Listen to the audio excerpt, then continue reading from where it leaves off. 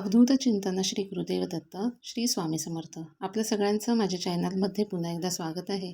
तर आज आहे वसुबारसच्या आपल्या सगळ्यांना हार्दिक शुभेच्छा. त्याचप्रमाणे आजपासून सुरू होणाऱ्या दिवाळीच्या सणाच्या देखील आपल्याला सगळ्यांना खूप खूप हार्दिक शुभेच्छा. माता लक्ष्मीने आपल्या घरामध्ये अखंड वास करू दे आणि आपल्या घरामध्ये सुख समृद्धी भरभराट राहू दे, हीच स्वामींच्या चरणी प्रार्थना करते. आणि आजच्या व्हिडिओला आपण सुरुवात करूया. तर उद्या 18 ऑक्टोबरला आहे धनत्रयोदशी आणि या दिवशी आपण धन्वंतरी देवांची पूजा करत असतो. समुद्र मंथनाच्या वेळेला जी 14 रत्न बाहेर पडली होती त्यापैकी 5वं रत्न म्हणजे भगवान धन्वंतरी. आणि भगवान धन्वंतरीने देवांना अमृत दिलं होतं आणि जे रोग आहेत, व्याधी आहेत, त्यातून मुक्तता होण्याचं वरदान देखील दिलं होतं. म्हणूनच या दिवशी माता लक्ष्मी, भगवान कुबेर यांच्याबरोबर धन्वंतरी देवतांचं देखील आपण पूजन करतो, जे आरोग्याचे देवता आहेत, आयुर्वेदिकाचे देवता आहेत. कारण बघा, आपलं जे हे शरीर आहे, आपलं जे निरोगी शरीर आहे, तेच आपलं सगळ्यात मोठी संपत्ती असते आणि त्याचीच आपल्याला पूजा करायची असते. आयुर्वेदिक उपचार जो असतो ना, तो बघा आपला जो काय आजार असतो तो मुळापासून नष्ट करण्यासाठी आपल्याला त्याचा फार उपयोग होत असतो. आणि म्हणूनच या दिवशी म्हणजे धनत्रयोदशीच्या दिवशी धन्वंतरी देवतांची पूजा करण्याला अतिशय महत्त्व आहे. आणि म्हणूनच बघा, आपल्याकडे भगवान धन्वंतरीचा एक छोटासा फोटो असणं गरजेचं आहे. आपल्याला धनत्रयोदशीच्या दिवशी कोणत्या वस्तू खरेदी करायच्या आहेत त्याचा व्हिडिओ चॅनलवरती आहे, तो देखील तुम्ही बघू शकता. तर धनत्रयोदशीच्या दिवशी आपल्याला हा फोटो आपल्या घरामध्ये असणं, छोटासा का होईना पण एक फोटो घ्या. कारण हा फोटो जो आहे तो आपल्याला दरवर्षी लागतो. माता लक्ष्मी, भगवान कुबेर यांची पूजा करताना आपल्याला धन्वंतरी देवांची देखील पूजा करायची असते. त्यामुळे एक छोटासा फोटो आपण जरूर घेऊ द्या. आता बघा, उद्या जी काय आपण पूजेची मांडणी करणार आहोत, आपलं सोनं चांदी याची जी आपण पूजा करणार आहोत, त्या पूजेच्या आधी आपल्याला घरातील अलक्ष्मी जी आहे ती घराच्या बाहेर काढायची आहे.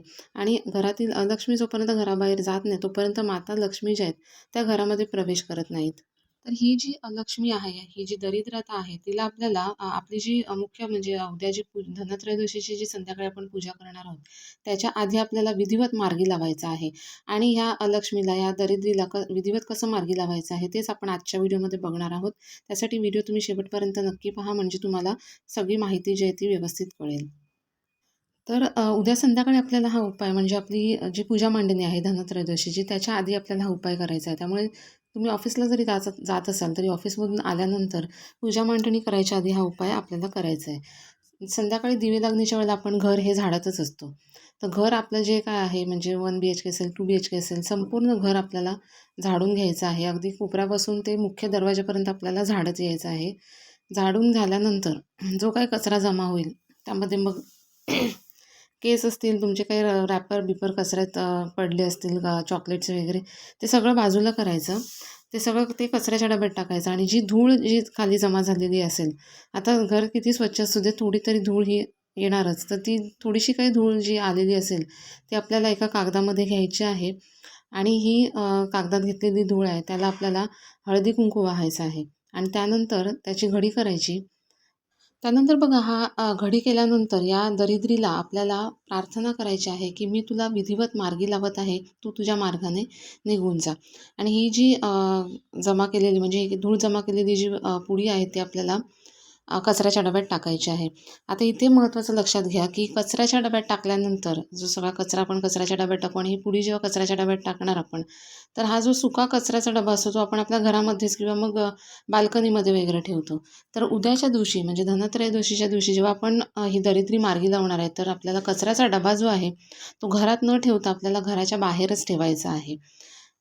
आता बघा इथे असं होईल की आता सणासुदीच्या दिवशी कचऱ्याचा डबा बाहेर कसा ठेवायचा. तर बघा, आपल्याला हा जो डबा, कचऱ्याचा डबा आहे, तो उद्याच्या दिवशी आपल्याला काहीतरी ॲडजस्टमेंट करून बाहेर ठेवावंच लागेल. तुमचं जर मोकळं घर असेल तर तुम्ही बाहेर ठेवू शकता, कोणाला दिसणार नाही असं.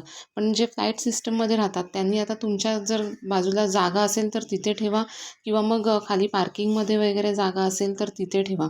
पण हा जो डबा आहे कचऱ्याचा, तो उद्याच्या दिवशी आपल्याला ही दरिद्री मार्गी लावल्यानंतर घरात ठेवायचा नाही आहे, तो घराच्या बाहेरच आपल्याला ठेवायचा आहे.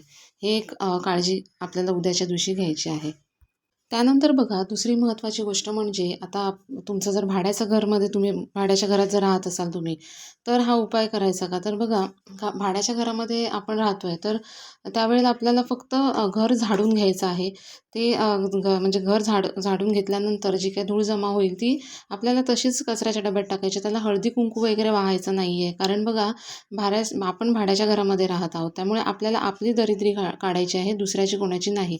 त्यामुळे आपण फक्त घर झाडून घेऊन ही जी धूळ जमा झालेली आहे ती आपल्याला पुडीत बांधून आपल्याला कचऱ्याच्या डब्यात टाकायचं आणि कचऱ्याचा डबा हळदी-कुंकू न वाहता आपल्याला ते कचऱ्याचा डबा जो आहे तो घराच्या आपल्याला बाहेर ठेवायचा आहे.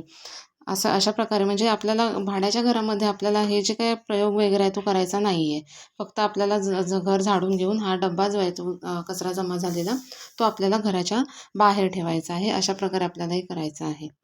त्यानंतर बघा प्रेग्नेंट असाल तुम्ही, तरी पण प्रेग्नेंट असताना देखील आपण हा उपाय जो आहे तो करू शकता. बघा हा उतारा नाही आहे, उपाय आहे. त्यामुळे तुम्ही प्रेग्नेंट असाल तरी देखील हा उपाय करू शकता. त्याचप्रमाणे जर मासिक धर्म असेल तर, मासिक धर्म असेल तर बघा घरात कोणी इतर सदस्य, मुलं असतील, मिस्टर असेल किंवा आणखीन कोणी सदस्य असेल, तर त्यांच्याकडून हा उपाय जो आहे तो करून घ्या तुम्ही. तसंच बघा आता सुतक असेल तर, सुतक असेल 6 दिवस झालेत, 8 दिवस झालेत, करू शकतो का? नाही करू शकत. बघा सुतकामध्ये आपण 12 दिवस कंप्लीटली धार्मिक विधीच्या बाहेर म्हणजे धार्मिक विधी या 12 दिवसामध्ये आपण नाही करू शकत. आपल्याला हे जे 12 दिवस आहे ते कंप्लीटली आपल्याला पाळावे लागतात. त्यामुळे सुतक असेल तर त्या 12 दिवसामध्ये आपण कोणतेही धार्मिक विधी करू शकत नाही. त्यामुळे हा उपाय देखील तुम्ही जर 6 दिवस झालेत, 8 दिवस झालेत नाही करू शकत. तर बघा अतिशय सुंदर असा उपाय आहे. त्या दरिद्रीला सुद्धा म्हणजे ती अवदस आहे तिला रीतसर मार्गी लावायचा आहे. हा उपाय आपल्याला सगळ्यांना करायचा आहे. कधी करायचा तर बघा संध्याकाळी ज्या घरी आहेत महिला त्यांनी संध्याकाळी 5:00-5:30ला करून घेतलं तरी चालेल आणि ज्या ऑफिसला जाणाऱ्या महिला आहेत त्यांनी तुम्ही घरी कोण असेल तर त्यांना सांगा करायला किंवा मग तुम्ही ऑफिसमधून जेव्हा याल तेव्हा म्हणजे पूजा मांडणीच्या आधी आपल्याला हा उपाय करायचा आहे आणि त्यानंतर छानपैकी पूजा मांडणी करून आपल्याला पूजा करायची आहे. फक्त कोण करू शकत नाही तर सुतकामध्ये जे आहेत त्यांनी नाही करायचं आहे आणि भाड्याचं जे घर आहे त्यांना सांगितल्याप्रमाणे आपल्याला फक्त घर झाडून घ्यायचं आहे.